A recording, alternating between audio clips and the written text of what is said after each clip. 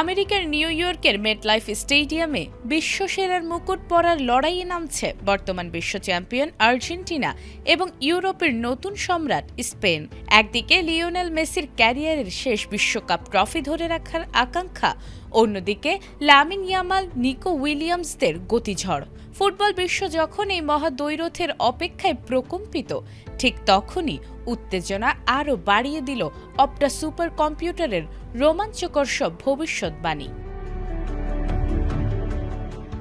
মাঠের ৯০ মিনিটের লড়াই এখনও বাকি, কিন্তু এর আগেই শুরু হয়ে গেছে যুদ্ধ। যেখানে মানুষের আবেগ থমকে যায়, সেখানে ডেটা আর অ্যালগরিদম দেখালো এক চরম রোমাঞ্চকর ভবিষ্যৎ। কোটি কোটি ফুটবল ভক্তের বুক দুরু দুরু কাঁপিয়ে অপটা সুপার কম্পিউটার রায় দিয়ে দিয়েছে কার মাথায় উঠছে ২০২৬ বিশ্বকাপের সোনালী মুকুট। ফাইনালের এই পথটা মোটেও সহজ ছিল না। সেমিফাইনালের মঞ্চে ফ্রান্সকে ২-০ গোলে স্রেফ উড়িয়ে দিয়ে ফাইনালের টিকিট কাটে স্পেন। ২০১০ সালের পর এই প্রথম বিশ্ব মঞ্চের ফাইনালের সুবাস পাচ্ছে তারা। অন্যদিকে ডিফেন্ডিং চ্যাম্পিয়ন আর্জেন্টিনার গল্পটা ছিল আরও বেশি নাটকীয়।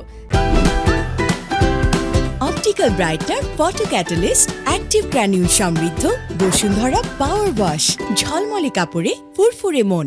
সেমিফাইনালে পরাশক্তি ইংল্যান্ডের বিপক্ষে প্রথমে পিছিয়ে পড়লেও বুক ভাঙা হতাশা পেছনে ফেলে দুর্দান্ত প্রত্যাবর্তনে টানা দ্বিতীয়বারের মতো ফাইনালে পা রাখে আলবিসেলেস্তেরা। তবে ফুটবল প্রেমীদের তুমুল বিতর্কের মাঝে অপটা সুপার কম্পিউটার রায় দিয়েছে স্পেনের পক্ষে। টুর্নামেন্টে পাসিং, প্রেসিং ও নিখুঁত আক্রমণের উপর ভিত্তি করে স্পেনকে ৫৬% এবং আর্জেন্টিনাকে ৪৪% জয়ের সম্ভাবনা দেয়া হয়েছে। এমনকি গেম নির্মাতা ইএ স্পোর্টস এফসিও টুর্নামেন্ট শুরুর আগেই স্পেনকে চ্যাম্পিয়ন ঘোষণা করেছিল, যা স্প্যানিশদের আত্মবিশ্বাস বাড়িয়ে দিচ্ছে।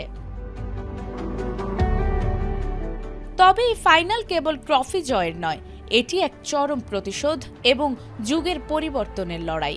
দুই দলের সর্বশেষ ঐতিহাসিক দেখা হয়েছিল ২০১৮ সালের এক প্রীতি ম্যাচে, যেখানে আর্জেন্টিনাকে ৬-১ গোলের লজ্জাজনক ব্যবধানে পিষে ফেলেছিল স্পেন। সেই ক্ষত এখনও দগদগে আর্জেন্টিনার বুকে। সুপার কম্পিউটারের ভবিষ্যৎবাণী কি সত্যি হবে, নাকি মাঠের জাদুতে সব গাণিতিক হিসাব উল্টে দিয়ে শেষবারের মতো বিশ্বকাপ উঠবে মেসির হাতে? আমেরিকার মেটলাইফ স্টেডিয়ামেই মিলবে সেই ঐতিহাসিক প্রশ্নের উত্তর। নাজমুন নাহার জান্নাত, এটিএন বাংলা।